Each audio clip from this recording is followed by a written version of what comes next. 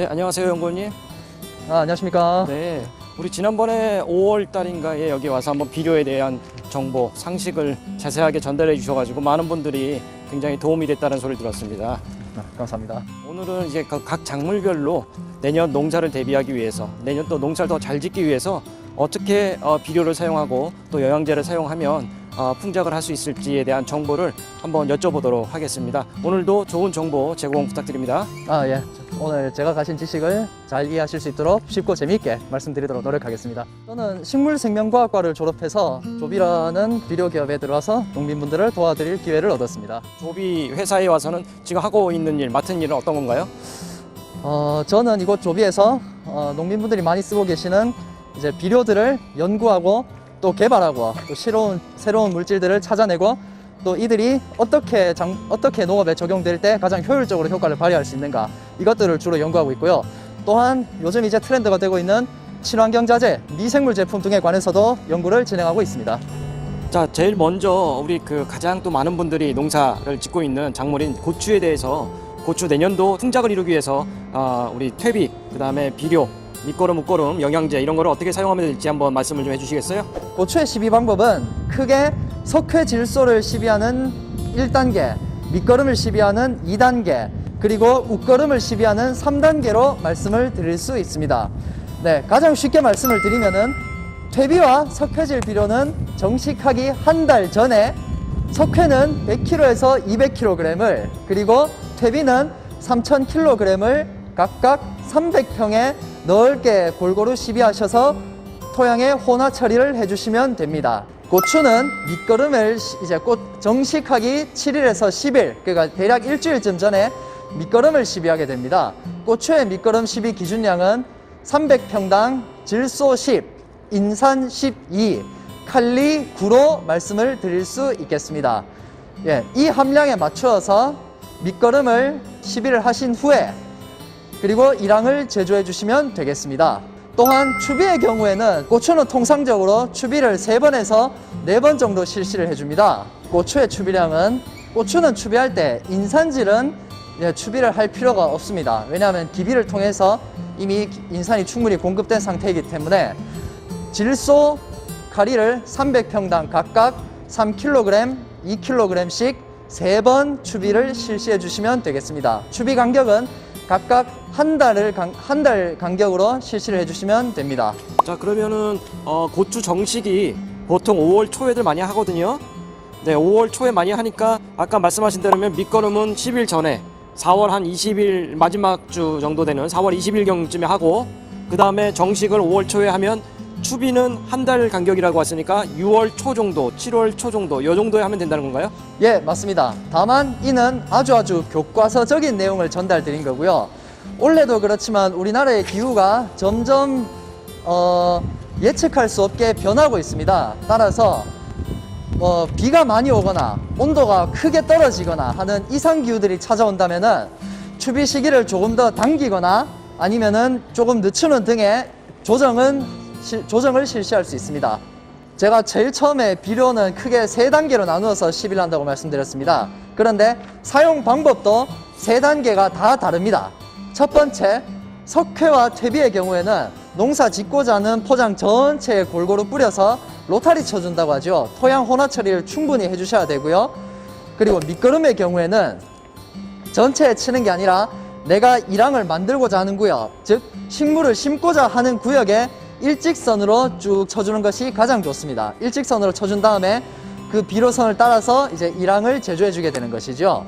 추비는 이제 신속하게 식물들에게 양분을 공급하기 위해 실시하는 것입니다. 따라서 이렇게 작물들이 심겨져 있는데 그 주간 사이에 1차 추비를 실시해 주게 됩니다. 왜냐하면은 1차 추비를 할 때에는 식물체의 뿌리가 그리 멀리 뻗어 있지 않습니다. 따라서 주간에 추비를 실시하는 것이 가장 효과적인 추비 방법이라고 말씀드릴 수 있겠고요.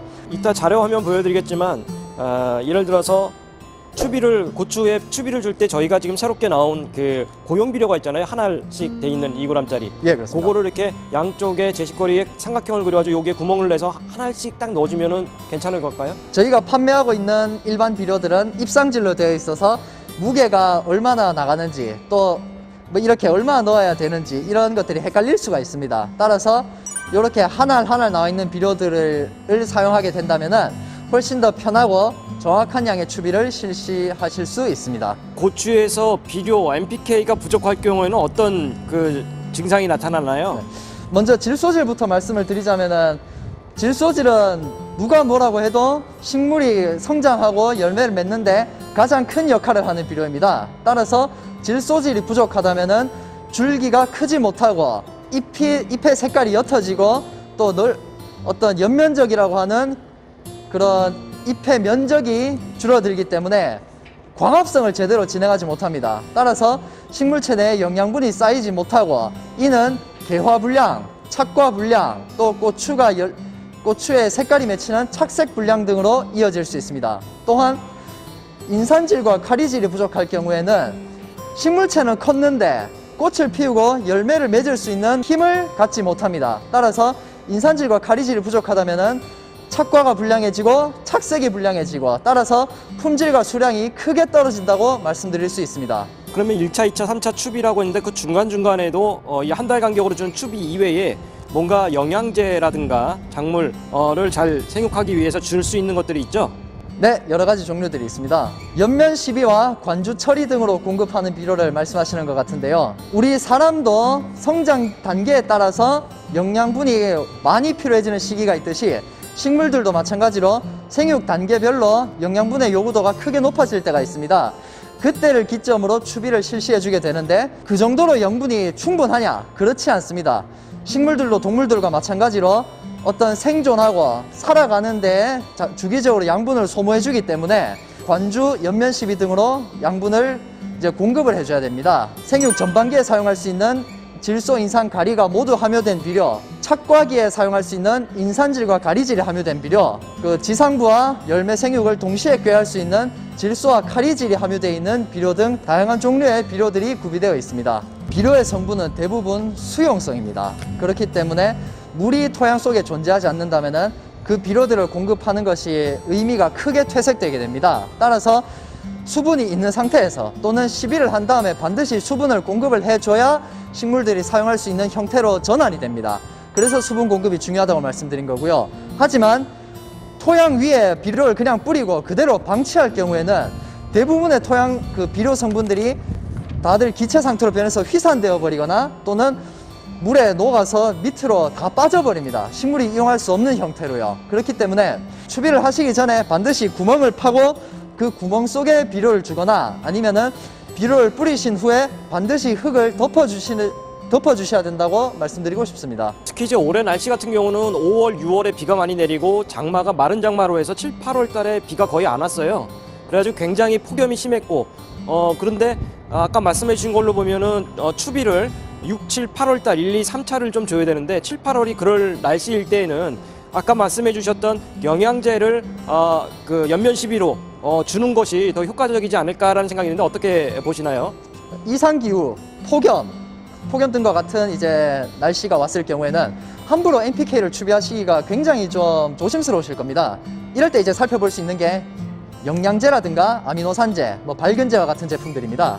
지금 저희 글로벌 아그로의 하이아미, 하이플러스 같은 제품들에는 일정량의 NPK와 그 다양한 미량 원소들을 포함하고 있는 제품들이 있습니다. 이러한 제품들을 희석 배수에 맞게 작물들에 시비를 해주신다면은 영양분의 과잉 및 부족도 예방할 수 있고 또 악조건들을 식물들이 이겨낼 수 있게끔 도와주는 그런 미량 원소들을 적절하게 공급하는 등의 좋은 대처가 될 수 있을 것이라고 생각합니다. 고추 농사를 하면서 추천해 주실 만한 비료는 어떤 게 있나요?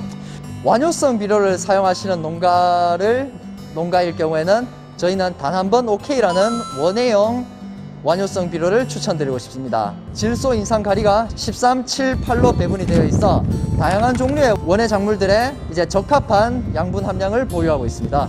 추비로는 말씀드렸다시피 인산질이 없는 그 NK 함유 비료들이거든요. NK 그래서 함유. 스피드 NK, 이편한 NK, NK25 등 다양한 제품들을 추천드릴 수 있습니다. 많은 제품들이 더 있고 소개시켜 드리고 싶지만은 이 제품들을 이제 농민들께서 많이 선호하시는 것 같고요. 하지만 각각의 토양에 따라서 각각의 위치에 따라서 보유하고 있는 영양분들이 다 다르기 때문에 비료를 결정하시기 전에 각 지역 시군 농업기술센터에 방문하셔서 토양 검정을 받아보신 이후에 비료를 선정하시는 것을 추천드립니다.